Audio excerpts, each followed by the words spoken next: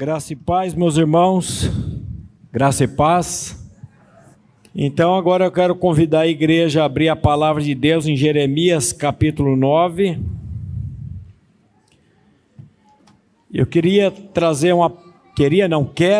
uma palavra à igreja hoje, uma palavra de exortação. Eu consegui um videocassete, um DVD, e eu comecei a pegar os vídeos antigos lá em casa, e comecei a ver filmagens aqui da nossa comunidade de muitos anos.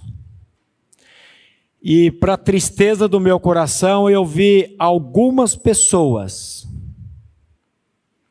que estavam sentadas aqui, sentadas ali, sentadas aqui no fundo, várias pessoas.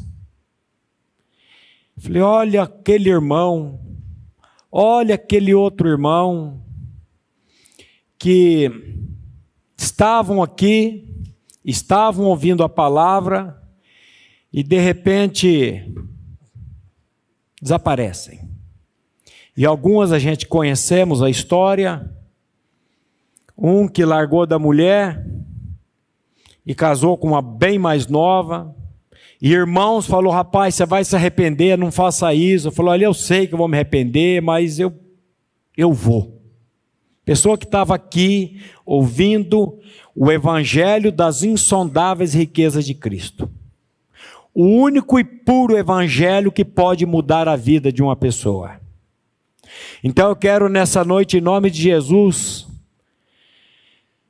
pedir a você que está aqui me ouvindo, para que nós vamos orar nesse momento, para que você peça ao Espírito Santo de Deus para trazer a revelação da pessoa de Cristo. Hoje o título dessa mensagem vai ser o verdadeiro conhecimento da pessoa e obra de Cristo Jesus. A palavra de Deus diz assim: como escaparemos nós se negligenciarmos uma tão grande salvação? Meu querido, minha querida, não negligencie a obra que Cristo veio fazer. E eu queria ler com vocês Jeremias capítulo 9, versículo 23 e 24, onde a palavra de Deus nos diz assim: assim diz o Senhor, não se glorie o sábio na sua sabedoria, nem o forte na sua força, nem o rico nas suas riquezas, mas o que se gloriar, glorie-se nisto, em me conhecer e saber que eu sou o Senhor, e faço misericórdia, juízo e justiça na terra, porque destas coisas me agrado, diz o Senhor. Vamos orar? Pai, nós estamos diante da Tua santa e excelsa palavra. E Pai, sem a ação do Teu Santo Espírito, nós nada podemos. A nossa oração, Pai, nessa noite é que o Teu Santo Espírito venha nos usar. Que o Teu Santo Espírito venha abrir os olhos do nosso entendimento, os olhos do nosso coração, para que nós possamos compreender, Pai, a Tua palavra. Compreender e experimentar esse evangelho tão maravilhoso, esse evangelho das insondáveis riquezas de Cristo. Pai, se tem aqui nessa noite alguém que ainda não teve uma experiência real com a pessoa de Cristo, que o Teu Santo Espírito fale esse coração. É no nome de Jesus que nós oramos e agradecemos a Ti. Amém. O texto diz, assim diz o Senhor, não se glorie o sábio na sua sabedoria. Tem uns irmãos, tem umas pessoas que Deus, Ele deu uma capacidade de assimilação, uma capacidade de compreensão impressionante. Se você é um desses irmãos, não se glorie nisso. Mas ele continua dizendo, nem o forte na sua força. Mas ele continua dizendo ainda, nem o rico nas suas riquezas, mas o que se gloriar, glorie-se nisto, em me conhecer. Agora, meu irmão, minha irmã, meu querido, minha querida, como que nós vamos conhecer a Deus?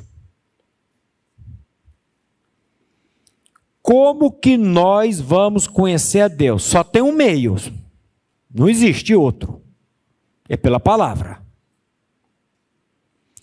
Jesus é a palavra encarnada, no princípio era o verbo estava com Deus, e o verbo era Deus, e o verbo se fez carne e habitou entre nós. Jesus é a palavra encarnada, nós temos a palavra. Há alguns tempo atrás, nós tratamos aqui sobre as duas palavras na língua grega para palavra, logos e rema. Logos é a letra, é isso aqui, eu estou com o logos aberto, Jeremias capítulo 9. Isso aqui é logos, isso aqui é letra. Tem pessoas que são estudiosos do logos.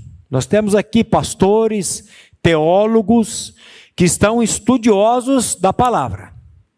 Agora, não é porque você conhece a Bíblia, não é porque você já leu a Bíblia 200 vezes. Dizem que Jorge Miller leu a Bíblia mais de 200 vezes. Dizem os biógrafos que ele leu a Bíblia mais de 100 vezes de joelho. Eu creio que esse homem ele praticamente tinha a palavra memorizada na cabeça. É verdade que nós conhecemos a vida de George Miller. Ele era um homem que foi regenerado por Deus, que tinha testemunho. Tem pessoas que têm o conhecimento do logos, da letra. Só que a letra mata, mas é o Espírito que traz vida. Então eu preciso do quê? Da revelação. Eu preciso que esse logo saia e ele penetre o coração, entre na minha mente. E aí vem o rema, a revelação. E hoje eu quero trabalhar também com essa questão do conhecimento. Você sabe que a Bíblia não foi escrita em português, em francês, em espanhol.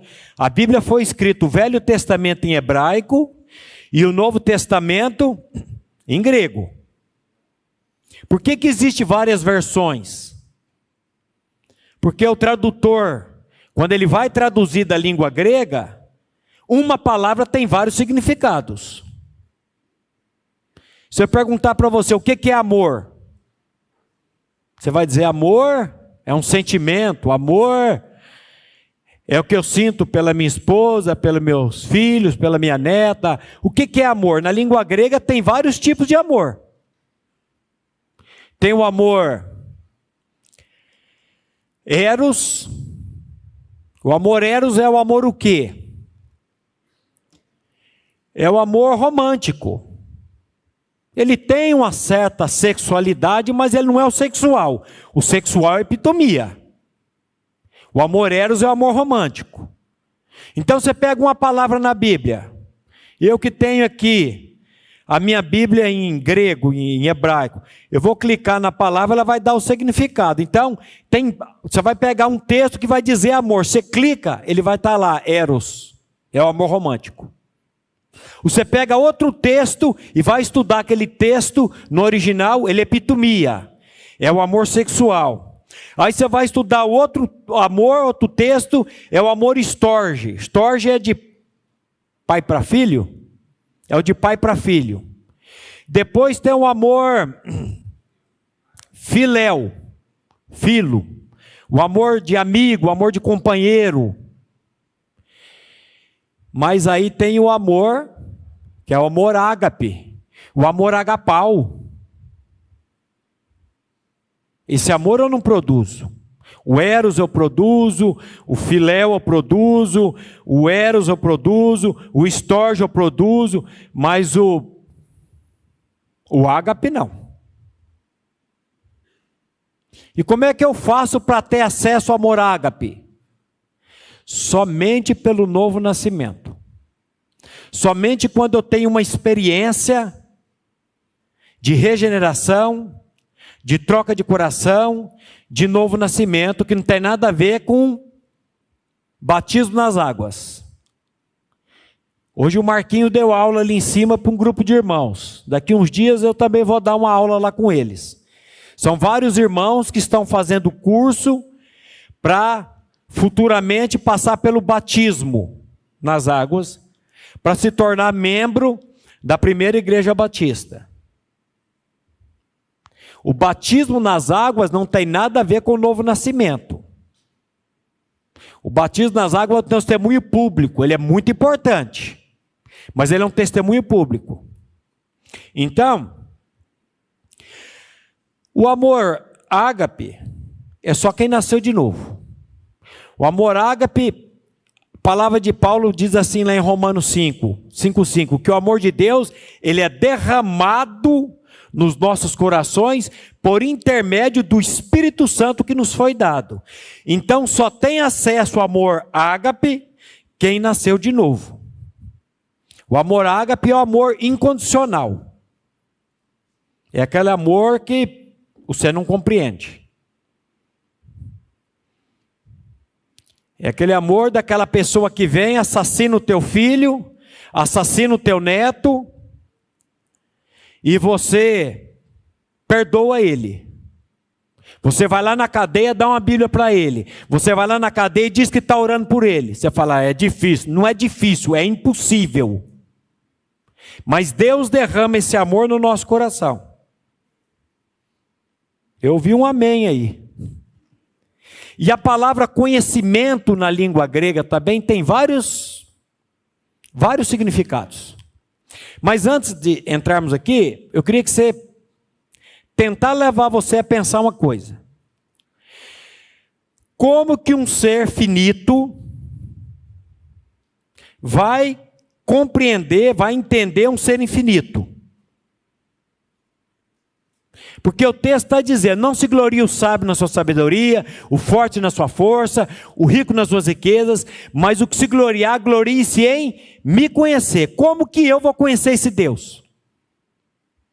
Eu já disse aqui há um tempo atrás, num primeiro atendimento que eu fiz aqui, há 6 anos atrás quase, menino de 16 anos, marcou, primeiro atendimento, fiquei até meio nervoso, esperando. Ele chegou na minha sala, sentou, ofereci uma água, e ele estava bem tímido. E eu falei, o que eu posso te ajudar, meu jovem? Ele falou, pastor, eu não entendo Deus. Eu falei, o quê? Eu não entendo Deus. Eu falei, bem-vindo ao clube. Como é que é o seu nome? Ele falou... Eu disse, meu jovem, quantos anos você tem? 16 anos. Falei, você acha que um Deus eterno, aí o que é eternidade? O que é eternidade? É coisa que não acaba mais. Nós não sabemos definir eternidade. Eu já disse aqui, uma vez eu ouvi uma explicação do início da eternidade. Imagina uma bola de aço do tamanho do planeta Terra. Imaginou? De aço. Um passarinho vem uma vez por ano limpar o bico nessa bola de aço do tamanho do planeta Terra. E aí ele volta lá para a casinha dele. Daqui um ano ele volta. Eu falando isso, um menino disse, esse passarinho é eterno então, né, pastor? Eu falei, lógico que é eterno. Quando esse passarinho conseguir destruir, acabar com essa bola de tamanho de aço do tamanho do planeta Terra, é o início da eternidade. Agora a Bíblia diz que Deus, ele é de eternidade A eternidade. Se eu não entendo eternidade, se eu não compreendo eternidade, como é que eu vou compreender um Deus que é de eternidade e eternidade? Agora, como que eu, uma criatura, um ser finito, vai entender, vai conhecer um Deus desse? Fala para mim.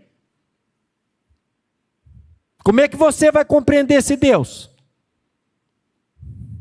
Só tem uma maneira. Esse Deus descer e vir ao nosso encontro. E esse Deus se revelar para nós. Porque se ele não se revelar para nós, não adianta. O que é vida eterna? Qual foi a definição que Jesus deu de vida eterna? Abre a sua Bíblia, João 17:3. Veja aí qual que é a definição que Jesus deu de vida eterna.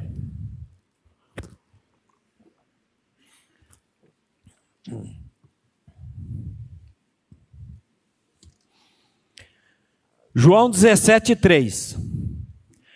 A vida eterna. Espera aí, tem umas folhas ainda fazendo barulho. João 17:3. A vida eterna é esta: que te conheçam a ti como o único Deus verdadeiro e a Jesus Cristo, seu Filho, a quem tu enviaste. O que é vida eterna? Conhecer a Deus. O que nós vamos conhecer de Deus? Vivendo, quantos anos a gente consegue viver? 100. Tem a centenária ali, a irmã centenária ali. Glória a Deus. Agora à tarde eu dei uma palavra num velório da mãe do nosso irmão Júlio Demari. 88 anos, daqui um mês ela ia fazer 89. Mas vamos colocar 120 anos para nós. Se a vida eterna é conhecer a Deus, o que eu vou conhecer de Deus vivendo 120 anos nesse mundo? Fala para mim, seja sincero. Eu já disse aqui, uma vez eu encontrei um estudioso, um teólogo, e o cara falou, isso aqui é o professor, doutor em divindade. Eu falei, o quê? Doutor em divindade. Eu falei, irmão, eu não vou nem pegar na sua mão, que eu tenho medo de pegar na mão, levar um choque e cair morto. Porque o cara é doutor em Deus. O que é isso? O que é ser doutor em divindade? O que é ser doutor em Deus? Eu gosto tanto daquela oração quando Jesus disse, Pai, eu te dou graças, porque, Pai, tu ocultaste as tuas coisas aos sábios entendidos, mas revelastes aos pequeninos, aos simples, aqueles que não estão atrás de coisas grandes e elevadas demais, mas aquele que ele fala, Senhor, eu não entendi nada disso aqui, mas é a tua palavra, se a tua palavra diz, amém. Eu não quero entender. Isaías diz, para que saibais, creiais e entendais. Não inverta a ordem. Primeiro eu preciso saber. Depois eu preciso que o Espírito Santo me dê fé para crer. Porque eu não tenho capacidade de crer. Se você que está sentado aí me ouvindo pensa que você tem capacidade de crer, você está perdido. A fé é dom de quem? Dom de Deus. A salvação não vem pelas obras, para que ninguém se glorie. Então, olha que complicação. Como que eu vou compreender esse Deus? Como que eu vou entender esse Deus? Como que eu vou crer nesse Deus, se esse Deus não se revelar para mim? Não tem jeito. Não tem maneira nenhuma. Então nós temos na língua grega várias palavras para conhecimento. Mas eu quero trabalhar só com duas hoje. O oida, que está lá em 1 Coríntios, 2 Coríntios, deixa eu achar o texto aqui para você.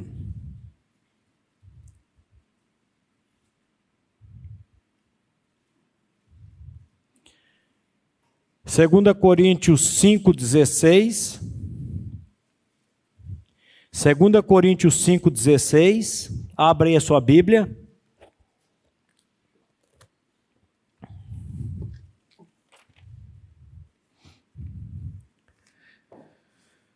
Que diz assim, 2 Coríntios 5,16. Assim que nós, daqui por diante, a ninguém conhecemos segundo a carne. Essa palavra conhecemos aqui, na língua grega, eido ou oida. O que é esse conhecimento oida? É o conhecimento de ver. É o conhecimento perceptível. É o conhecimento, eu já dei esse exemplo aqui, eu estou aqui com um copo com água, eu estou vendo, eu estou sentindo, eu estou abrindo ele aqui agora. Esse aqui é um conhecimento, eu tenho esse conhecimento de ver.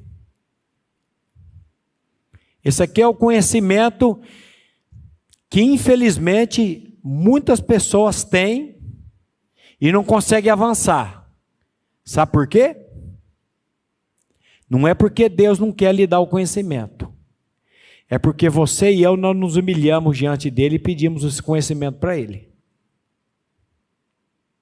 Lembre-se que a Bíblia diz que o homem natural não entende, o homem natural não compreende as coisas do Espírito de Deus. Porque elas lhe parecem o quê? Loucura. Você prega para a pessoa, você prega. Eu já tive várias oportunidades de pregar e agora entendeu tudo. A pessoa está boiando mais do que isopor na água. Não entendeu absolutamente nada. Está domingo a domingo, está ouvindo a palavra, canta, louva, levanta a mão, participa da ceia, já foi batizado, mas só tem esse conhecimento. Cuidado com isso.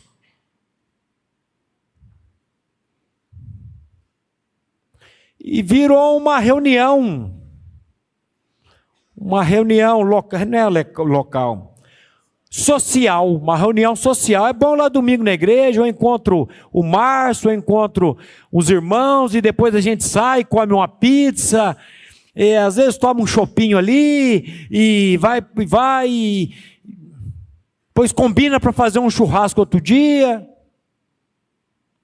Mas na hora que passa por um problema, na hora que passa por uma dificuldade, ele fica num desespero, numa angústia, parece que nunca conheceu esse Deus verdadeiro, esse Deus que está no controle de todas as coisas. Quem é o homem natural? Quem é o homem natural de 1 Coríntios 2,14? Todos nós. O homem natural, ele não entende, ele não compreende as coisas do Espírito de Deus. Por quê? Porque são loucura. E ele não pode entender, ele não vai entender, porque ela se discerne espiritualmente. Mas o homem espiritual, esse entende. Porque ele tem a mente de Cristo. E como é que ele fez para ter a mente de Cristo? O Cristo encarnado veio para fazer uma obra. Porque aí o próximo conhecimento aqui que Paulo está dizendo, assim que nós, daqui por diante, ninguém conhecemos, esse conhecimento visual oida, segundo a carne. E se antes conhecemos, aí já muda, é o gnosco. Mas é a mesma palavra. Mas aqui já não é mais o conhecimento visual. Você lembra de Jó? Teve que passar por um perrengue, por tudo aquilo. Chega no final do livro, o que ele diz para Deus? Eu te conhecia de ouvir falar, mas agora os meus olhos te veem. Agora é o conhecimento gnosco. Agora é o conhecimento,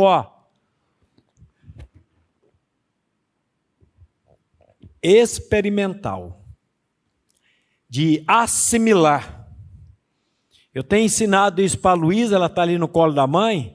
Falo, Lulu, o conhecimento gnosco, é 3 anos de aprendendo grego. Olha que privilégio que essa neta tem.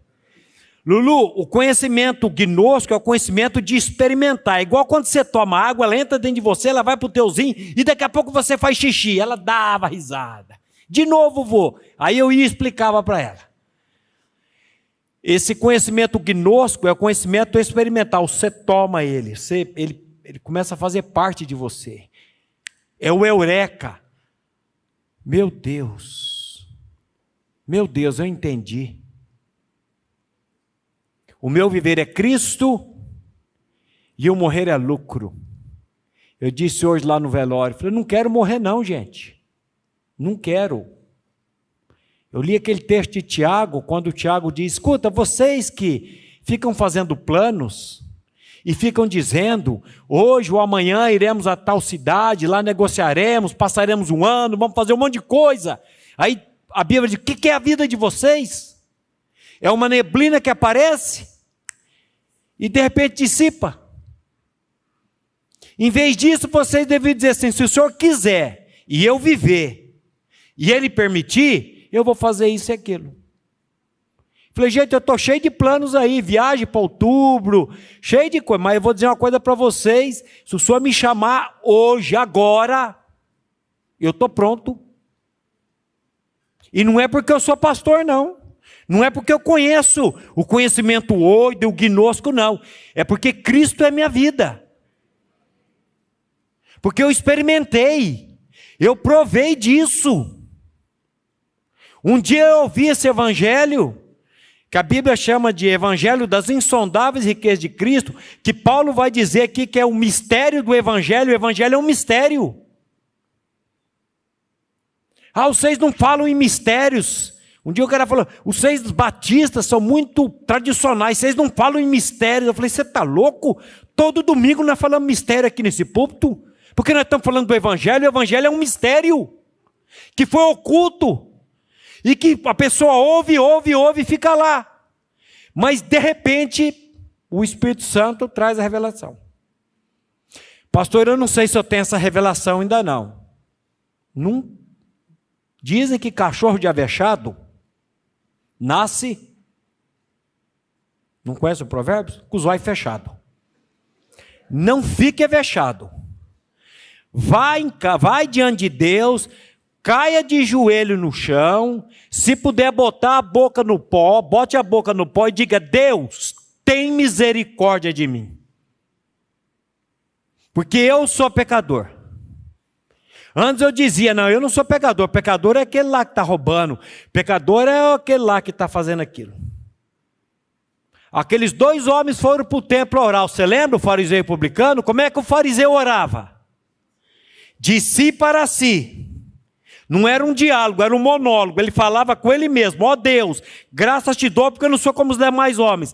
Roubadores, adúlteros, injusto, jejum 2 vezes na semana, 2 dias de tudo quanto possuo. E ainda não sou como essa miséria desse corrupto político, corrupto ladrão está aí. O miserável, o cobrador de impostos, nem ousava levantar os olhos no céu. Mas ele batia no peito dizendo, ó Deus, tem misericórdia de mim, porque eu sou pecador. Aí Jesus diz, digo-vos que este deixou justificado e não aquele, porque todo que se exalta será humilhado, mas o que se humilha será exaltado. Então aquela oração, quando Jesus diz, Pai, eu te dou graças, porque o Senhor ocultaste as tuas coisas aos sábios entendidos, mas o Senhor revela aos pequeninos, aos simples. E o que eu preciso fazer, pastor, para ter esse gnosco, para ter esse conhecimento pessoal com a pessoa de Cristo? Você precisa ser identificado em Cristo.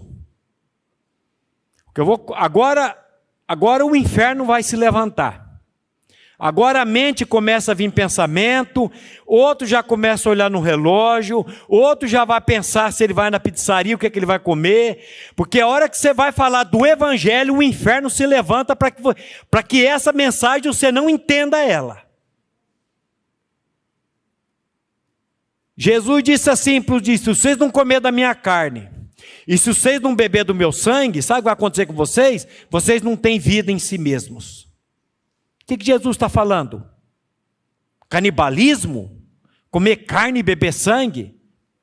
Jesus está falando de uma identificação. Aquele que era o Verbo, aquele que se fez carne, aquele que habitou entre nós, foi para a cruz. E por que ele foi para a cruz? Porque eu tinha que morrer, porque você tinha que morrer, porque nós tínhamos que morrer, porque o salário do pecado é a morte.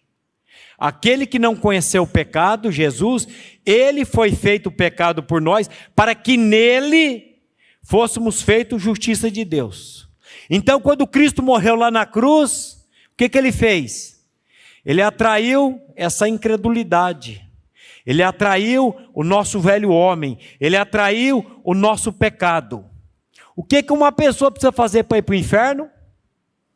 Só nascer. Não precisa ser corrupto? Não precisa matar? Não. Por quê? Porque já nasce em pecado. Vocês que têm filho pequeno aí, vocês já estão vendo. Eu vejo lá na minha netinha ali. A hora que ela não quer as coisas, a bicha enrosca, bate o pé, e você bate em cima e ela fica. O que é isso? É o pecado que ela nasceu. Herança de Adão. Você não tem culpa de nascer com esse pecado, eu não tenho culpa de nascer com esse pecado.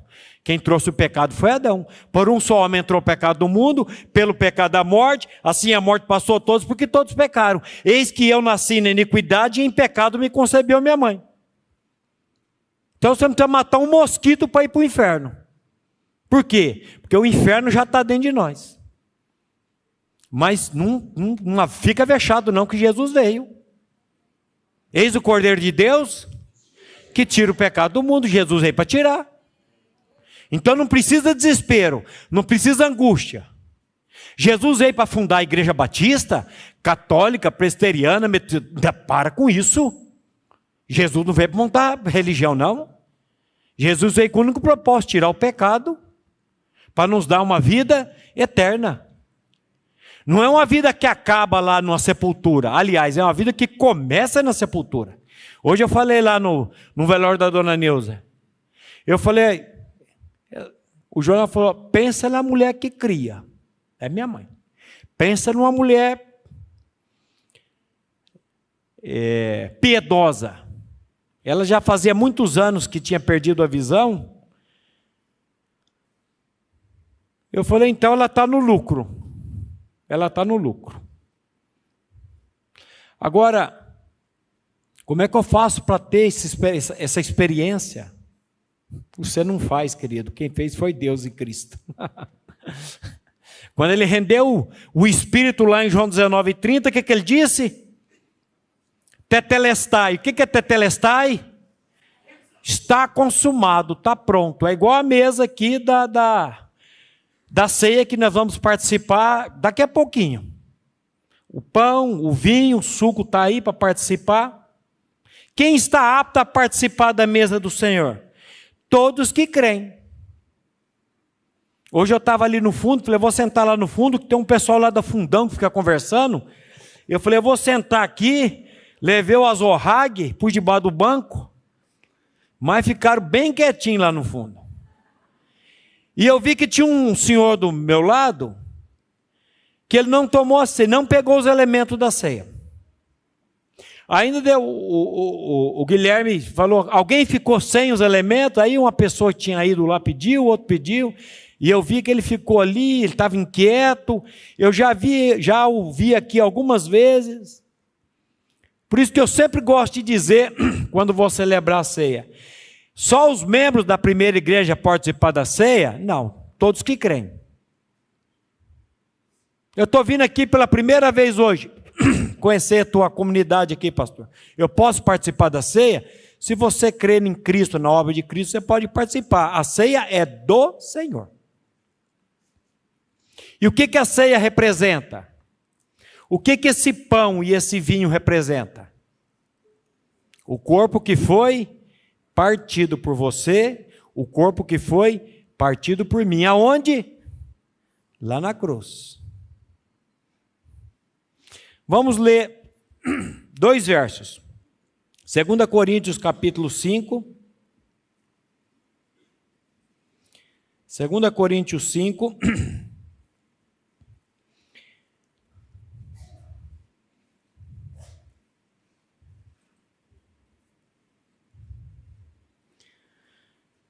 Versos 14 e 15. O que o Espírito Santo, através de Paulo, está dizendo aí? Pois o amor de Cristo nos constrange, julgando nós assim: se um morreu por todos, logo... O que é isso? Um morreu por todos. Quem que é esse um que morreu por todos? Jesus. E quem que é esse todos que morreram? Nós quem? Os que cremos. Então Cristo veio para morrer. Jesus não veio para transformar água em vinho lá em Caná da Galiléia. Isso foi de en passant. Jesus não veio para ressuscitar Lázaro. Ele não veio para fazer andar sobre águas. Ele veio com um propósito: morrer e ressuscitar. Quando ele chegou em Caná da Galiléia, quando acabou o vinho, eu ia falar pro Lino, vamos tomar um vinho em casa hoje, era colocado para gelar, ele gosta de um bom vinho. Acabou o vinho, e Maria chega para Jesus, não tem mais vinho. O que Jesus diz para Maria? Mulher, o que tenho com isso? O que tenho contigo? Não é chegada? Eu não vim para transformar água em vinho. Mas Maria era uma mulher de fé. Ela falou: fazei tudo o que ele vos disser. E saiu de cena. Aí ele fez a obra. O que nós precisamos é fazer isso, entregar para ele. Senhor, eu não posso, mas tu podes. Tudo é possível ao que crê. Não é chegada a minha hora. Mas quando ele estava lá na cruz, suando sangue, ele disse: Pai, é chegada a minha hora. Então, Jesus veio para esse mundo aqui com um propósito: morrer e ressuscitar. Para quê? Para que lá naquela morte ele atraísse o seu pecado, o meu pecado, o nosso pecado no corpo santo dele. Então o amor de Cristo nos constrange, julgando nós assim: o Senhor morreu por todos, logo todos morreram. E ele morreu por todos, para que os que vivem não vivam mais mas para aquele que por eles morreu e ressurgiu. Então, quando Cristo morreu lá naquela cruz, ele foi crucificado no chão, numa cruz. Quando ele foi levantado da cruz, ele vai dizer em João 12:32, você sabe de cor: e eu, quando for levantado da terra, todos atrairei a mim mesmo. O que é isso? Aí Paulo explica isso lá em Gálatas, quando ele diz: eu estou crucificado com Cristo, e vivo não mais eu, Cristo vive em mim. E aí ele vai dizer aqui no versículo 17: se alguém está em Cristo, não na primeira igreja batista, em Cristo é o quê? Uma nova criação, uma nova criatura. Quando Cristo entra, aí você tem testemunho. Quando Cristo entra, você tem alegria. Quando Cristo entra, você tem satisfação. Você não precisa mais buscar satisfação em coisas, em pessoas. Você tem a satisfação nele. Cristo em vós, a esperança da glória. Você tem esperança, você tem alegria. Meus irmãos, não se glorie o sábio na sua sabedoria, nem o forte na sua força, nem o rico nas suas riquezas, mas o que se gloriar, glorie-se nisto: em me conhecer e saber que eu sou o Senhor. E que eu faço? Juízo, justiça na terra, porque destas coisas me agrado, diz o Senhor. A nossa maior necessidade é de conhecer esse Deus. De conhecer pessoalmente. E só tem um jeito. Se humilhe diante dele. Se você não tem ainda, peça. Jesus diz que todo aquele que pede, todo aquele que bate, abrir-se-lhe-á. Então não fique incomodado, não fique avexado. Vá diante dele, meu irmão, porque eu não sei. Eu não sei se você vai sair desse mundo hoje ou amanhã. E se você sair desse mundo sem o conhecimento pessoal da pessoa de Cristo e da obra dele, você está perdido e eu estaria perdido também. Mas como eu creio, eu não estou perdido mais. Eu sei em quem tenho crido e estou bem certo que ele é poderoso para guardar o meu tesouro até o dia final. Então, olhe para a cruz. Olhe para a cruz. Pedro diz assim, levando ele mesmo em seu corpo, sobre o madeiro, os nossos pecados, para que mortos para os pecados, vivamos para a justiça. Pelas pisaduras de Cristo, fomos sarados. Ele levou. Agora cabe a você tomar posse disso. Cabe a você se colocar diante desse Deus e dizer, Senhor, eu não tenho essa convicção ainda, eu não tenho essa certeza. Peça para Ele. Eu tenho certeza que o Senhor vai trazer essa certeza para o seu coração, que o Espírito Santo pode revelar essa verdade no seu coração. Eu não quero daqui uns anos olhar essa imagem daqui hoje e dizer, poxa, o irmão que estava lá participando, está lá, largou da mulher, foi arrumar outra. Rapaz, você vai arrumar para a cabeça, cara. Fica com a tua, é uma só. Não adianta.